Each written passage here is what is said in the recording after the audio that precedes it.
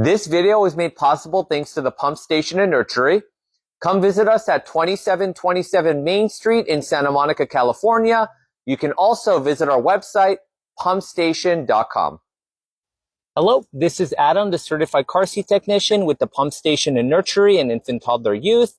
And we're going to show you how to do a baseless installation for the Clek Liing infant car seat. Now remember, always read the manual of your car seat so you know how it operates before you start to use it. And this is just a general tutorial video. Now, before we install a baseless, you need to make sure that the child is buckled in properly. You're going to set them down in one of the seats in the back seat. The seatbelt is going to go over the car seat. We're going to buckle in, and the lap belt goes underneath these blue tabs here. Depending on the length of the shoulder belt, you've got two options. If the shoulder belt is not long enough, it's going to go straight back up to the car. If the shoulder belt is long enough, you can do what's called the European route, where the shoulder belt goes around the back of the car seat.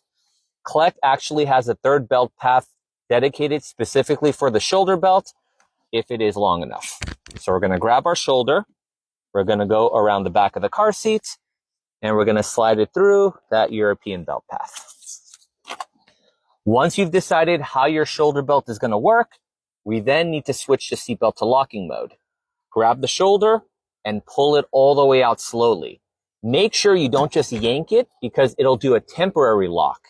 And what we want is we want the seatbelt to be in locking mode. Grab the shoulder, pull it all the way out slowly as far as it can go. Then when you let it retract, you're going to hear a clicking sound. That clicking sound is letting you know that the seatbelt is now in locking mode, and now we can begin to tighten it. I'm going to push down on the car seat, I'm going to pull on the seatbelt, and I'm going to get it nice and snug. All of the slack I'm pulling, I want to feed it back in the car, so that way it stays locked. To test it, you're going to use one hand, grab it from either side of the car seat near the blue, because that's your belt path. The car seat should not be able to slide more than an inch from side to side or front to back. Never test the car seat from the back. Nothing is attached back here. So this is going to be able to wobble and shake no matter what. The only place it shouldn't be moving from is where the seat belt is. The next thing we got to do is make sure that the child is sitting at the right angle. On both sides of the car seat, there's a blue arrow or a blue line. You want to make sure that that line is level with the ground. That's how you know the child's at the right position. If it's not level, grab the car seat from the front and the back. You can reposition the tilt. You can retighten if necessary. And once you have both of your rules completed, then you know the installation is safe. When you're ready to get the child and car seat out of the vehicle, you're going to unbuckle.